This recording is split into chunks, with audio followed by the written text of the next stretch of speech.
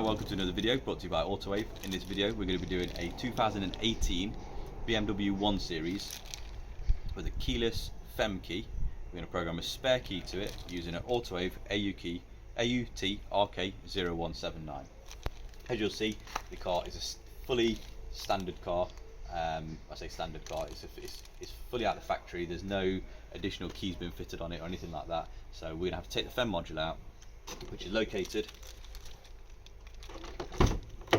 just down in the kick well down there, which we'll be taking the trims out and doing the job on the bench using ACDP.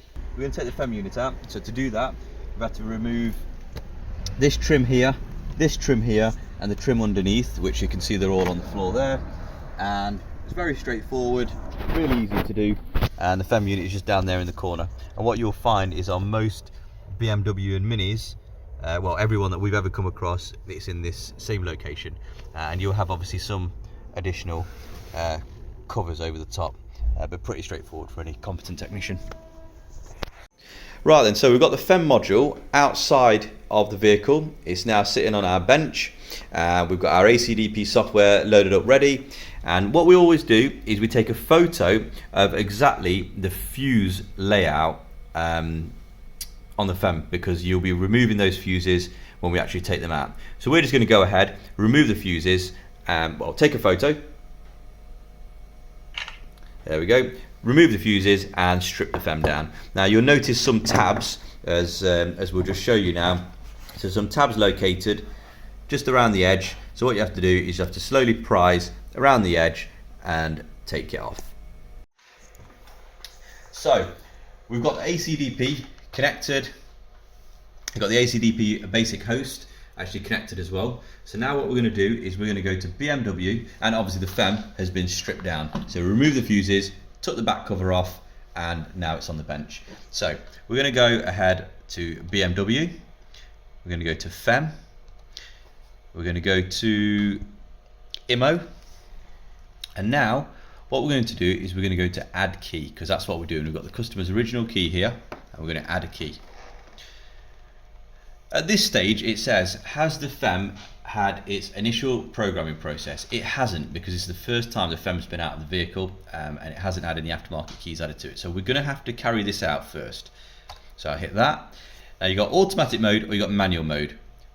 We would recommend using automatic mode, because then it saves the files as you're doing it, and it just does the whole procedure for you. And if you hit help, it actually shows you the location of the FEM, the different connections. Obviously this is the board that we will use. That's the old style connectors. So it shows you if you've got a BDC or you've got a FEM. So obviously it will support both FEM and BDC. So now what we're going to do is we're going to go ahead and connect it as per the diagram. So first of all, I can see I've got my ACDP host and my OBP ICP connector. So first of all, I'm going to go ahead and connect that. Oops. I might have accidentally pressed something on there. Just going to connect that back up. Right, so next thing we're going to do is we're going to connect our ribbon cables and our connector on here. So as you can see, if we just scroll up on here, you've got the power that goes to this spade connector. It's faced this way, and you can see there's a very slight showing of one of the exterior of a plug. So that means, to me, it goes to there. Because when I push it down with a little bit of gentle force, I can see the little edge there, as I can see just on that photo. So it's very straightforward, just using common sense. So now we've got the connector, my smaller end goes here, and my larger end goes here. So that is now connected to that, and then we have a ribbon cable going from my OBP connector, got one going here, and another one going here. Again, all I'm doing is following the diagram, and then I've got my EEPROM puncture socket also connected to my OBP device. So I'm just going to go ahead and connect that in as well. Now all we're doing here is follow the instructions using basic common sense to do the job. My internet connection is solid. It's connected via my PC to my router My router is about 2-3 meters away, and I've got a good solid internet connection. And now, as you can see, you got the EEPROM, and I'm going to go ahead and affix my puncture socket onto the top of the EEPROM. So I'm just going to do that by pushing this on with some force. Yeah, I'm confident that that's on, and now I'm just going to go ahead and screw this down. And what this does is that it punctures down onto the pins. Seems fairly solid to me. Obviously the ACDP will go through a process of checking the pins, so if it's not on correctly, we will find out. So now everything is connected. I'm going to go to automatic. It's very good to use a help button because it just tells you exactly what to do.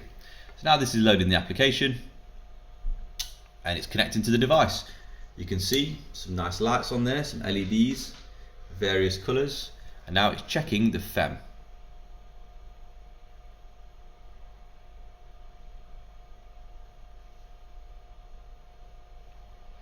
Right, so it's told us the key frequency is 434, it's got the chassis number and it's also got the mileage. So it's always good to take a couple of snapshots of this. So I'm going to go ahead and take a couple of photos using my Sony Xperia.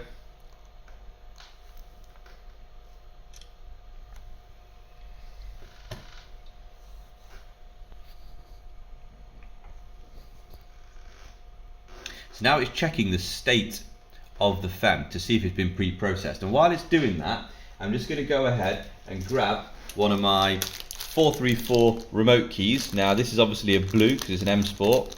The owner is a chap called Supercar Chris, and we're going to be using a blue remote so it matches the original. Here we go, we've got poor contacts. So that's fine. It's good that it checks the connections, and it's good that it shows you that we've got poor contacts. We've got poor contacts on pin 1, 2 and 6. So if I just look at my connector, 1 and 2 are on this side and 6 is on that side. So it just clearly shows that it's just not on right. So I'm going to go ahead and just go and unscrew this, and I'm going to see if I can get it on a little bit better. So checking the checking the pins now, making sure that they're on correctly and they've got a good solid connection, which we have. Great. Okay. So now I'm going to hit OK. At this point, it's good not to disturb our current connections. So it's reading the coding info. And once it's read the coding info, it says uploading data. It's actually saved it. So it's saved all the coding data. Now it's checking the device, the actual FEM itself.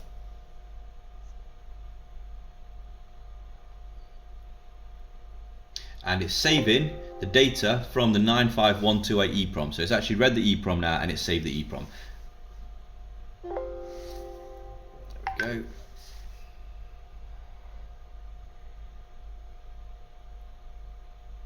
And now when it says downloading data, it means that ACDP is writing data onto the actual EEPROM.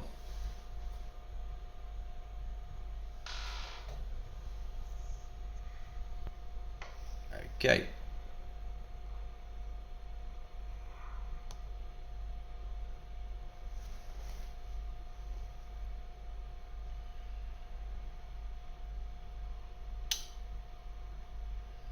So now what it's going to do is going to actually process the FEM, so it allows us to put an aftermarket key in. This can take, it says 5 to 20 minutes, normally takes about 5 or 7 minutes. Must ensure that you've got a solid power supply and a solid internet connection. Right then, so it's gone to 100%, pre-processed the FEM, and now it's just checking.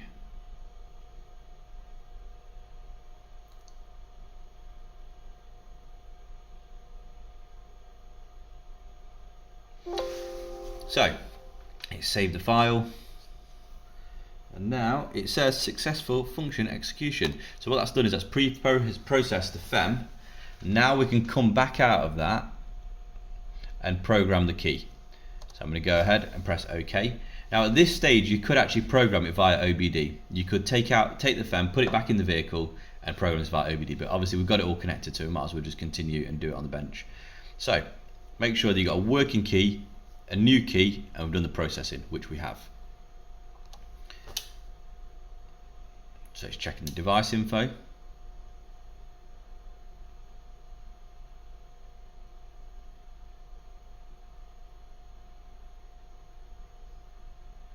This is now checking to make sure we've done this pre-processing. It says put the working key close to the key induction coil. So I'm going to put the original key just on the top there, and I'm going to hit OK.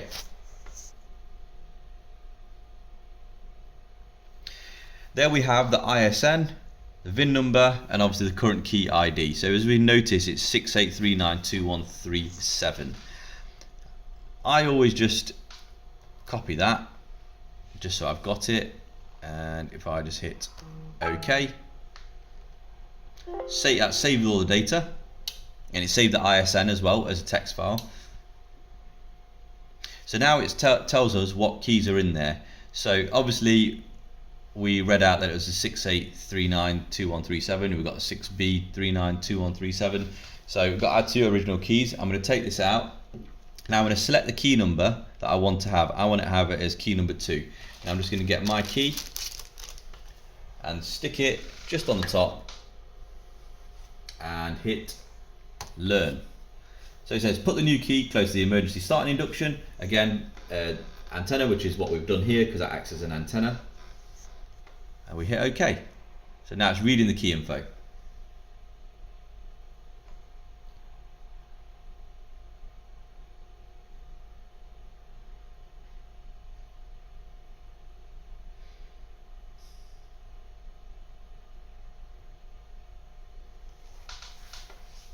Program ignition key succeeded.